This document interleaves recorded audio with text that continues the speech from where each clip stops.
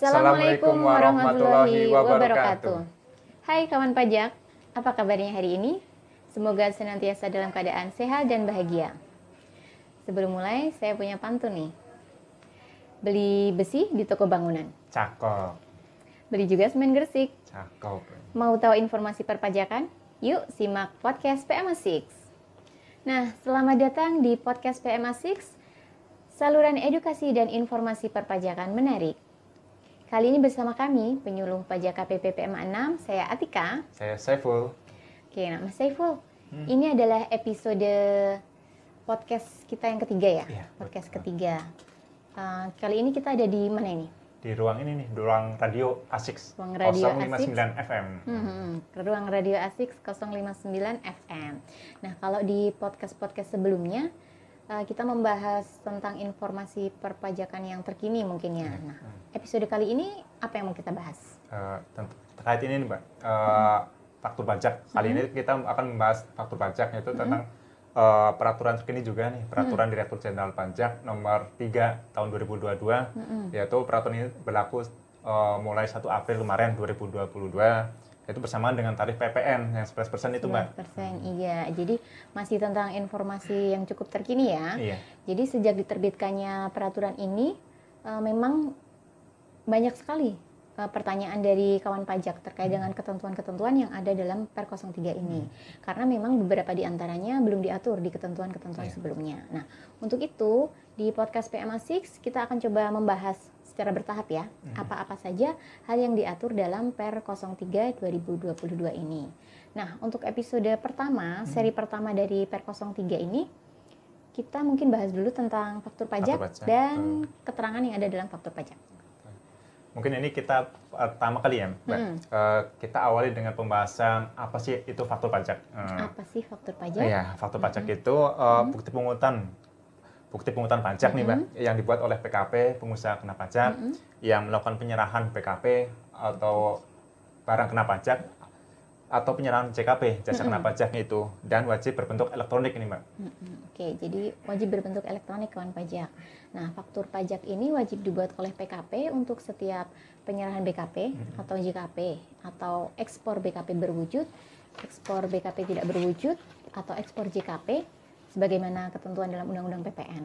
Nah, faktur pajak tersebut harus dibuat pada saat penyerahan BKP atau JKP, pada saat penerimaan pembayaran, ini dalam hal penerimaan pembayarannya diterima lebih dulu daripada penyerahan BKP atau JKP, atau saat penerimaan pembayaran termin, ini dalam hal penyerahan sebagian tahap pekerjaan ya. Ada juga saat ekspor BKP berwujud, saat ekspor BKP tidak berwujud, atau saat ekspor JKP, dan juga saat lain yang diatur dengan ketentuan perundang-undangan PPN. Gitu. Jadi faktur pajak nih Mbak. Jadi faktur pajak ini harus dibuat untuk setiap penyerahan BKP atau JKP ya. Dan setiap ekspornya Mbak. Jadi tapi misalnya nih Mbak, PKP melakukan penyerahan BKP atau JKP kepada pembeli PKP atau penerima JKP nih. Tapi yang sama lebih dari 1 kali dalam 1 bulan itu gimana Mbak? Nah, dalam hal penyerahan BKP atau JKP ini dilakukan kepada pembeli yang sama dalam 1 bulan itu lebih dari 1 kali transaksi mungkin ya. Nah, itu penjual dapat membuat namanya faktur pajak gabungan. Jadi faktur pajak gabungan ini atas kode transaksi yang sama ke pembeli yang sama dalam bulan yang sama, dan itu harus dibuat paling lambat akhir bulan dari penyerahan BKP atau JKP tersebut. Namun perlu diingat juga kawan pajak bahwa faktur pajak gabungan ini tidak dapat dibuat untuk penyerahan BKP atau JKP yang mendapat fasilitas PPN tidak dipungut untuk penyerahan ke daerah tertentu atau kawasan tertentu. Gitu. Misalnya ini ya, transaksi dengan kawasan berikat gitu ya Mbak? Oh gitu. Untuk bentukan faktur pajak nih, kan sudah ada formatnya nih dalam Per 03 itu. Seperti ini ya contoh tampilan PDF atau cetakan kertas e-faktur. Kita selanjutnya nih, keterangan apa saja yang harus ada dalam faktur pajak nih. Apa saja? Keterangan tentang penyerahan BKP dan atau JKP itu harus dicantumkan dalam faktur pajak. Paling sedikit memuat, yaitu pertama nama, alamat, dan NPWP yang menyerahkan BKP atau JKP. Kemudian yang kedua itu identitas pembeli PKP atau penerima JKP-nya, yang meliputi alamat, nama, alamat, dan NPWP atau NIK dan nomor paspornya. Kemudian yang ketiga yaitu jenis pajaknya. Jenis barang. Jenis barang jasanya. Jenis barang atau yang jasanya, diserahkan. jumlah harga jual atau penggantian dan potongan harganya. Kemudian yang ketiga itu nilai PPN dan PPNBM-nya yang dipungut. Kemudian yang kelima itu kode, nomor seri, dan tanggal pembuatan faktur pajak. Kemudian yang keenam itu nama dan tanda tangan yang berhak menandatangani faktur pajak itu sendiri. Oke, itu tadi. Jadi ada 6, tapi Iya, mungkin betul. secara garis besar ada 5 poin ya. Iya. Karena untuk identitas penjual dan pembeli kita jadikan satu saja. Jadi ada identitas penjual dan pembeli, kemudian ada jenis barang dan jasa, jumlah PPN atau PPNBM yang dipungut, kemudian kode NSFP dan tanggal faktur pajak serta penandatangan faktur pajak ya. Gitu. Nah, mungkin kita bisa bahas satu persatu ketentuan untuk tiap poin keterangan yang harus ada dalam faktur pajak tersebut. Yang pertama nih, ketentuan terkait pengisian identitas penjual dan pembeli. Ini berupa nama, alamat, dan NPWP ya. Ini seperti apa ketentuannya? Untuk nama, alamat, dan NPWP yang menyerahkan BKP atau JKP wajib diisi sesuai dengan nama, alamat, dan NPWP-nya yang tercantum dalam surat pengukuhan PKP-nya, pengusaha kena pajaknya, atau SKT. Atau SKT-nya, betul. Kemudian untuk identitas pembeli BKP atau penerima JKP-nya yang meliputi nama, alamat, NPWP, NIK, dan nomor paspornya, ini juga wajib diisi nih sesuai dengan data yang sebenarnya atau yang sesungguhnya itu, Mbak. Gitu. Oke. Nah, di Per 03 ini terutama terkait dengan pengisian identitas tadi ada ketentuan baru. Nah, sebelumnya tidak diatur di ketentuan-ketentuan sebelumnya. Jadi ketentuan terkait pengisian identitas pembeli dalam faktur pajak atas penyerahan BKP atau JKP kepada pembeli yang melakukan pemusatan tempat PPN terutang. Jadi dalam hal penyerahan BKP atau JKP ini dilakukan kepada pembeli BKP atau penerima JKP yang PPN-nya dipusatkan, tapi BKP atau JKP tersebut dikirimkan atau diserahkan ke cabang yang PPN-nya dipusatkan ya. Nah, ini ketentuannya kayak gini. Nama dan NPWP di identitas pembeli faktur pajak itu diisikan dengan nama dan NPWP pusat yang tadi dipusatkan itu. Kemudian alamatnya ini diisikan dengan alamat cabang yang PPN-nya dipusatkan yang menerima BKP atau JKP tersebut. Tuh. Nah, itu diatur dalam pasal 6 ayat 6 Per 03. Kemudian di pasal 7-nya dijelaskan lagi nih Mas Saiful bahwa ketentuan untuk pemusatan tempat PPN terutang tadi yang dimaksudkan itu adalah pemusatan PKP yang terdaftar di KPP Wajib Pajak Besar, Khusus, dan Madya. Jadi kita singkat KPP BKM gitu ya. Jadi kalau pemusatan PKP-nya ini di Pratama itu tidak berlaku ketentuan ini. Gitu. Oh gitu. Terkait ini Mbak, dengan ketentuan tersebut ini Mbak, ada banyak juga nih pertanyaan muncul dari kawan pajak ini, yaitu salah satunya begini nih Mbak. Untuk PKP yang memiliki cabang dan sudah melakukan pemusatan PPN, apabila transaksi dilakukan untuk cabang, maka alamat yang tercantum pada faktur pajak adalah alamat cabang. Dan untuk NPWP-nya NPWP pusat gitu ya. Tapi bagaimana nih kalau cabangnya tidak memiliki NPWP? Nah, jadi ketentuan pengisian identitas pembeli tadi kan berlaku jika yang pertama PKP pusatnya terdaftar di KPP BKM dan yang kedua BKP atau JKP-nya diserahkan atau dikirim ke cabang gitu. Nah, dalam hal seperti itu maka alamat penerima yang boleh dicantumkan ini pada dasarnya adalah alamat cabang yang teradministrasi di KPP lokasi. Jadi dia memiliki NPWP cabang di situ. Jadi kalau misalnya dia tidak ada NPWP cabang, maka alamatnya disesuaikan menggunakan alamat kantor pusat tadi. Yang terdaftar di pusat ya? Iya. Gitu. Mungkin ada ini pertanyaan yang serupa nih dari kawan pajak juga. Nih, bagaimana jika barang dikirimkan ke gudang nih? Di mana gudang tersebut bukan milik pembelinya, melainkan pembeli itu menyewa dari pihak lain. Menyewa. Alamatnya itu dicantumkan seperti apa nih kawan pajak? Mungkin dari kawan pajak juga tanya seperti itu. Berarti ini juga sama ya Mbak ketentuannya gitu ya? Jadi dalam hal gudang tersebut tidak teradministrasi sebagai NPWP cabang di KPP lokasi, maka pengisiannya juga ini ya sama dengan alamat yang harus diisi dengan alamat pusatnya ya, NPWP pusatnya gitu ya. Yaitu alamat pembelinya yang bertransaksi gitu ya? Iya, betul sekali. Lalu ada lagi, kalau misalnya alamat pengiriman barang ini ternyata berbeda dengan alamat NPWP cabang yang terdaftar ya. Misalnya nih, pembelinya ini dipusatkan di BKM, misalnya dipusatkan di KPP Manam. Kemudian barang atau jasanya ini dikirim atau diserahkan ke cabangnya yang terdaftar di KPP di Semarang. Alamatnya di NPWP-nya itu Jalan Pemuda nomor 10 gitu misalnya. Tetapi sebenarnya alamat dari cabang tersebut adalah di Jalan Pemuda nomor 100. Kan beda ya? Jadi ya antara alamat di NPWP dengan sesungguhnya berbeda. Nah, maka bisa diisi dengan alamat yang sebenarnya. Nah, kemudian pembeli agar segera mengajukan perubahan data, perubahan alamat tersebut agar alamat NPWP lokasinya ini sama dengan alamat yang sesungguhnya. Gitu. Jadi perlu ini ya, melakukan update data ya NPWP di KPP-nya, terdaftarnya. Iya. Mungkin ini sedikit tips nih untuk kawan pajak yang terkait dengan teknis penginputan pada aplikasi faktur agar dapat membuat faktur pajak dengan NPWP pusat, yaitu terdaftar di pusatnya, namun dengan alamat yang di cabangnya, gitu kan. Sebenarnya nih untuk pengisian alamat pembeli dalam aplikasi e-faktur masih bersifat free text, sehingga dapat diubah secara manual nih, Mbak Tika.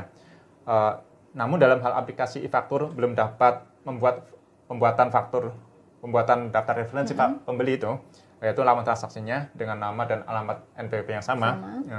Tetapi alamat penerimanya itu berbeda-beda, gitu kan. Maka penginputan faktur pajaknya itu, penginputan faktur pajak keluaran, dalam ini keluaran, dapat dilakukan dengan mekanisme import data. Oh iya, jadi pakainya import data ya, gitu. Kawan pajak. Ya. Itu termasuk salah satu pertanyaan yang sering ditanyakan kawan pajak ya, Mas ya.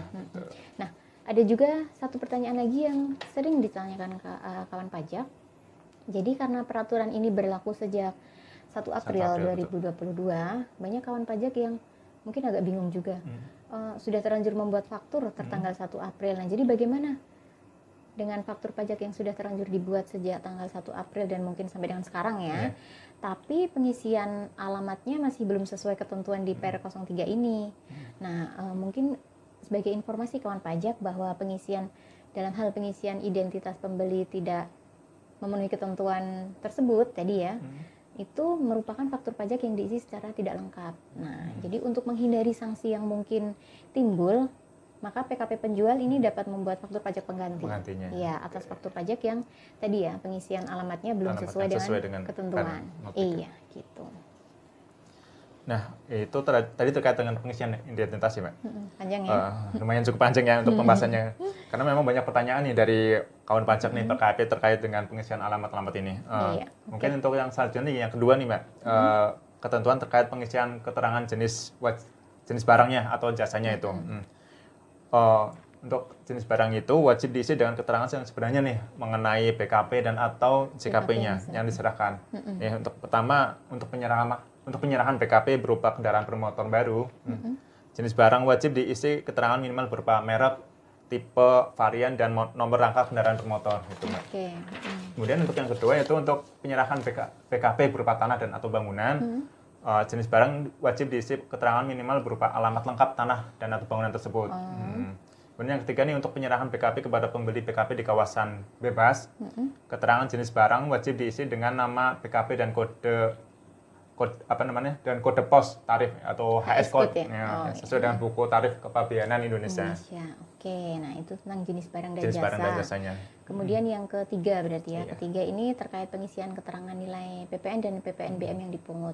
Nah, jadi nilai PPN dan PPNBM yang dipungut ini kan dalam satuan mata uang rupiah ya, gitu. Nah, dalam hal penyerahan BKP atau JKP ini dilakukan menggunakan mata uang selain rupiah, falas gitu, maka penghitungan PPN dan PPNBM yang dipungutnya ini harus dikonversikan dulu kawan pajak ke mata uang rupiah dengan menggunakan kurs KMK yang berlaku saat faktur pajak tersebut seharusnya dibuat. Gitu.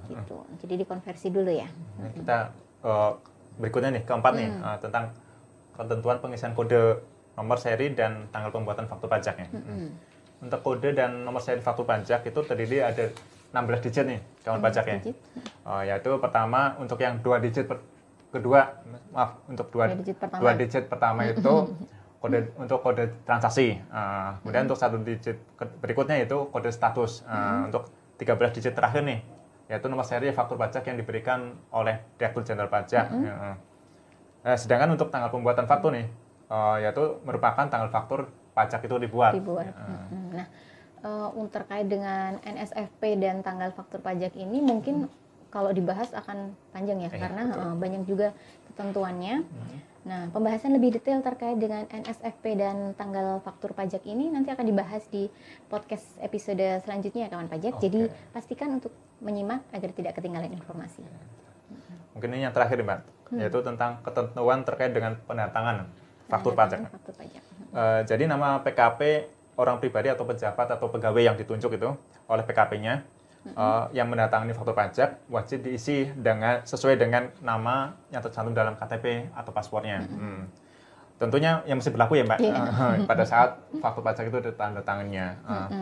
Tanda tangan ini berupa tanda tangan elektronik nih, dan boleh menandatangani faktur pajak selama namanya telah didaftarkan sebagai penandatangan faktur pajak pada aplikasi fakturnya gitu Mbak. Pada aplikasi faktur. Nah, berarti gini ya, karena tanda tangannya elektronik.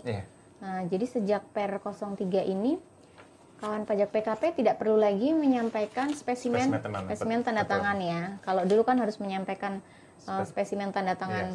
Setiap kali ada perubahan ada perubahan atau mendaftarkan penandatangan yang baru gitu. Nah, sekarang tidak perlu lagi. Yang penting sudah didaftarkan di aplikasi e-fakturnya.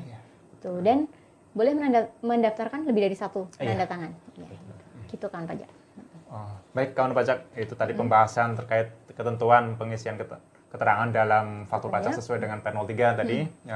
Semoga apa yang kami sampaikan bermanfaat bagi kawan pajak, khususnya bagi PKP-nya ya.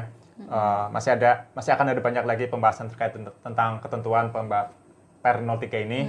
Jadi pastikan kawan pajak menyaksikan podcast Pemasik ini untuk episode berikutnya ya. Nah, agar tidak ketinggalan kawan pajak, jangan lupa untuk subscribe YouTube KPPM 6, nyalakan loncengnya agar notifikasinya ada kalau ada video baru masuk, podcast tayang, bisa langsung menyaksikan dan tidak ketinggalan informasi. Dan jangan lupa di like, like juga video-video KPPM 6 gitu. Nah, baik kawan pajak, demikian, terima kasih atas atensinya. Kami mohon maaf apabila terdapat salah kata dalam penyampaiannya. Kami undur diri. Wassalamualaikum warahmatullahi wabarakatuh.